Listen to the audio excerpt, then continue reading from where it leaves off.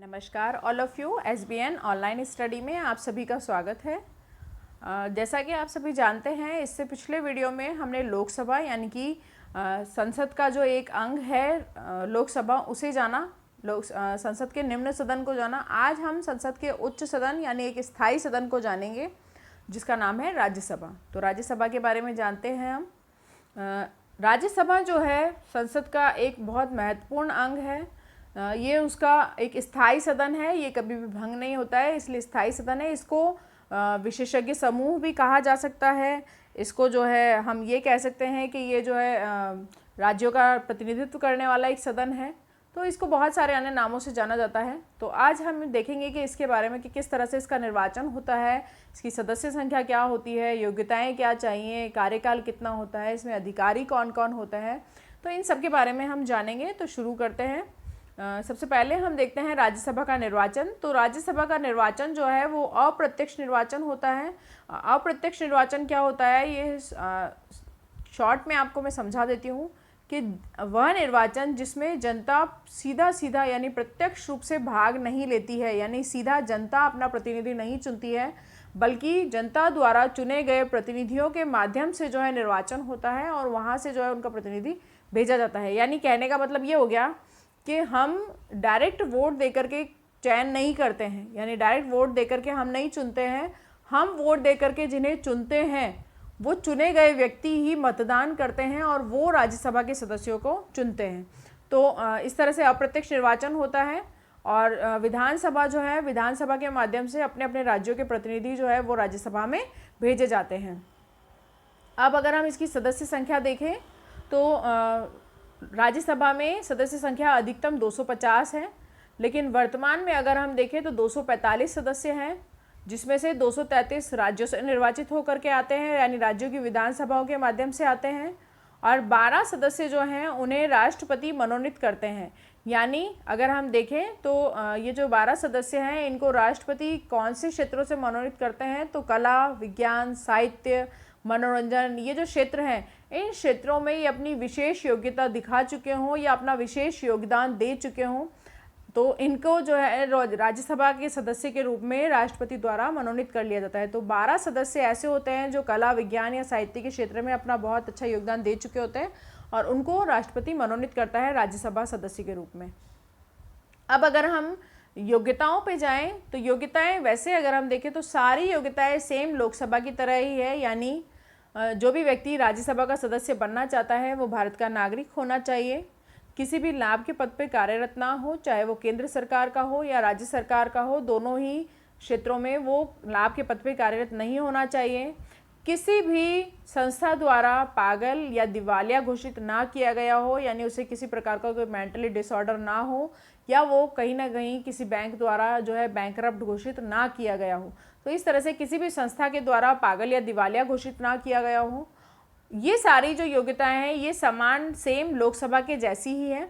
केवल एक अंतर है, जैसे हम देखते हैं लोकसभा में लोकसभा सदस्य बनने के लिए आयु 25 वर्ष चाहिए थी, जबकि राज्यसभा का सदस्य बनने के लिए आयु 30 वर्ष होनी चाहिए।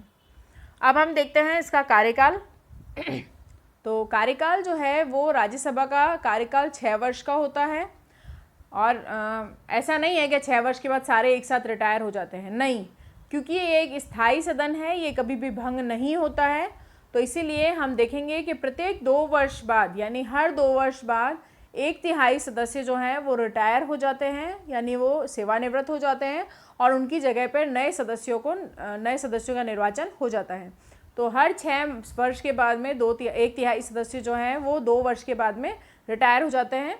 अब हम देखेंगे कि जो व्यक्ति एक बार चयनित होता है वो 6 वर्ष तक अपना कार्यकाल पूरा करता है। यानी सिंपल, व्यक्ति 6 वर्ष के लिए अपना कार्यकाल पूरा करेगा। जैसे ही उसका कार्यकाल पूरा हो जाएगा तो 1/3 सदस्यों में वो काउंट हो जाएगा और 1/3 सदस्य रिटायर हो जाएंगे और वापस 1/3 सदस्य जो हैं वो नए निर्वाचित हो जाएंगे। तो ऐसा हर 2 वर्ष बाद होता है। प्रत्येक 2 वर्ष में 1/3 सदस्य जो हैं वो सेवानिवृत्त हो जाते हैं।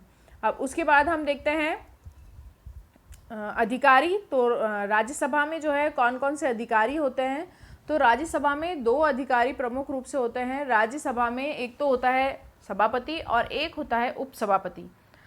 तो सभापति अगर हम देखें तो उपराष्ट्रपति जो होता है वो राज्यसभा का पदेन सभापति होता है, यानी राज्यसभा में एज अ सभापति उपराष्ट्रपति जो है वो इस पद का कार्यभार संभालते हैं, यानी वो ही इस राज्यसभा के सभापति होते हैं।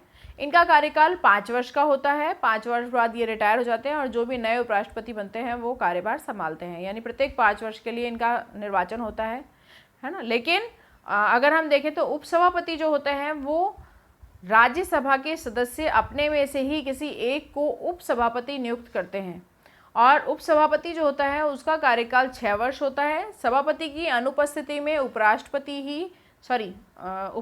की अनुपस्थिति में उपसभापति जो है वही उनका कार्यभार संभालते हैं, यानी वही उनका कामकाज देखते हैं। उपसभापति का कार्यकाल 6 वर्ष होता है क्योंकि वो राज्यसभा के सदस्य हैं, और राज्यसभा का जो सदस्य है वो 6 वर्ष के लिए राज्यसभा का सदस्य बना रहेगा। लेकिन उपराष्ट्रपति जो है वो राज्यसभा का सभापति है, वो राज्यसभा का सदस्य नहीं है, इसीलिए वो किसी भी प्रकार के राज्यसभा में जो मतदान होता है ना उस मतदान में भाग लेता है, ना ही वो जो है किसी भी केवल अगर कोई निर्णायक मत देना है तो निर्णायक मत में जो है उपराष्ट्रपति जो है वो राज्यसभा के मतदान में भाग लेता है। बाकी उपराष्ट्रपति जो है वो राज्यसभा के किसी भी मतदान में भाग नहीं लेता है। तो लेकिन फिर भी उसका कार्यकाल 5 वर्ष ही होता है। लेकिन यदि उसे सभापति के पद से हटाना हो तो उसके लिए बिल सबसे पहले राज्यसभा में पेश होता है, यानी हम ये कह सकते हैं कि उपराष्ट्रपति को यदि उसके पद से हटाना हो, वापस सुनिएगा, उपराष्ट्रपति को यदि उसके पद से हटाना हो समय से पूर्व तो उसका बिल सबसे पहले राज्यसभा में ही पेश होगा, क्योंकि वो राज्यसभा का पदेन सभापति है, इसलिए उपराष्ट्रपति को उसके पद से हटाने का सबसे पहला अधिकार जो है वो राज्यसभा को है। तो इस तरह से राज्यसभा में उपराष्ट्रपति को उसके पद से हटाने का जो बिल है वो लाया जाता है, और उस पूरे प्रोसेस से जो है उपराष्ट्रपति को उसके पद से हटाया जा सकता है। वहीं उपसभापति अगर हम देखें तो उपसभापति को राज्यसभा के जो सदस्य हैं वो अपने बहुमत से उसको पद से हटा सकते हैं और नया उपसभापति नियुक्त कर सकते हैं। और अगर यानी अपने पद से अगर उन्हें त्यागपत्र देना है स्वयं, तो वो त्यागपत्र भी अपने पद से खुद ही दे सकते हैं। तो इस तरह से हम देखते हैं कि राज्यसभा जो है उसका गठन किस तरह से होता है और किस तरह से उसके अधिकारी जो हैं वो होते हैं। एक बार वापस हम रिपीट करके देख लेते हैं। राज्यसभा जो है संसद का एक स्थायी सदन है, इसे कभी भी भंग नहीं किया जा सकता है, और इसको जो है विशेषज्ञ समूह के रूप में भी जाना जाता है। ये उच्च सदन है। तो अब हम देखते हैं कि इसका निर्वाचन जो है वो अप्रत्यक्ष होता है, यानी जनता सीधा इसके जो सदस्य होते हैं उनके निर्वाचन में भाग नहीं लेती है। उसके द्वारा चुने गए जो प्रतिनिधि होते हैं, यानी जनता द्वारा चुने गए जो प्रतिनिधि होते हैं वो प्रतिनिधि इनके निर्वाचन में भाग लेते हैं। इस तरह से अगर हम देखें तो विधानसभा जो है उनके माध्यम से सदस्यों का निर्वाचन होता है, और अपने अपने प्रतिनिधि को जो है विधानसभा के द्वारा राज्यसभा में भेजा जाता है ताकि वो वहाँ जाकर के अपने राज्य का प्रतिनिधित्व कर सकें। अब हम इसकी सदस्य संख्या अगर देखें तो सदस्य संख्या अधिकतम जो है 250 है, लेकिन वर्तमान में अगर हम देखें तो सदस्य संख्या 245 है, और 245 सदस्यों में अगर हम देखें तो 233 जो सदस्य हैं वो राज्यों से होते हैं, और 12 जो सदस्य हैं वो यानी अगर हम देखें तो वर्तमान में जो 245 सदस्य हैं उनमें से 233 राज्यों से होते हैं और 12 मनोनीत किए जाते हैं राष्ट्रपति के द्वारा। और ये जो 12 मनोनीत किए जाते हैं ये कला, विज्ञान, साहित्य, मनोरंजन और खेलकूद, इन सारे क्षेत्रों में जिनको विशेष जो है योग्यता प्राप्त हो, यानी ऐसे क्षेत्रों में जिन्होंने अपना एक विशेष योगदान दिया हो, उस क्षेत्र से राष्ट्रपति द्वारा जो है 12 सदस्यों को मनोनीत किया जाता है। जैसे आपने देखा होगा, अगर हम देखें तो जो हमारे मनमोहन सिंह हैं उन्होंने अर्थशास्त्र में बहुत अच्छा योगदान दिया है, तो इसीलिए उन्हें राज्यसभा का सदस्य नियुक्त किया गया था, यानी मनोनीत किया गया था। उसके बाद हम देखते हैं कि बहुत सारे हैं, जैसे हेमा मालिनी, सनी देओल, ये लोग जो हैं राज्यसभा के सदस्य रह चुके हैं। तो अब हम देखते हैं कि इस तरह से जो है राज्यसभा के सदस्य मनोनीत किए जाते हैं राष्ट्रपति के द्वारा 12। अब अगर हम देखें इसकी योग्यताएं, तो सारी योग्यताएं वही लोकसभा के समान ही होती है, केवल एक आयु का अंतर होता है कि आयु जो है वो 30 वर्ष होनी चाहिए।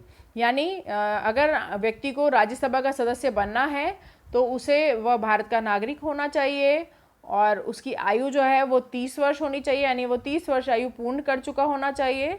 उसके अलावा वो किसी भी लाभ के पद पे कार्यरत नहीं होना चाहिए, चाहे वो केंद्र सरकार का पद हो या फिर वो राज्य सरकार का पद हो। यानी केंद्र सरकार और राज्य सरकार दोनों सरकारों के किसी भी लाभ के पद पर कार्यरत नहीं होना चाहिए जो भी व्यक्ति राज्यसभा का सदस्य बनना चाहता है। अब उसके अलावा अगर हम देखें तो एक योग्यता और है, वो ये है कि वो किसी भी संस्था के द्वारा पागल या दिवालिया घोषित ना किया गया हो। यानी किसी भी तरह से व्यक्ति को दिमागी तौर से बीमार या फिर दिवालिया घोषित ना किया गया हो, ये भी बहुत ज़रूरी है। पागल और दिवालिया घोषित नहीं है तो वो राज्यसभा का सदस्य बनने के लिए उसकी योग्यताएं पूर्ण है। अब हम इसका कार्यकाल देखते हैं। तो राज्यसभा जो है उसका कार्यकाल 6 वर्ष का होता है। आप ध्यान रखिएगा, लोकसभा का कार्यकाल 5 वर्ष का होता है, लेकिन राज्यसभा का कार्यकाल 6 वर्ष का होता है।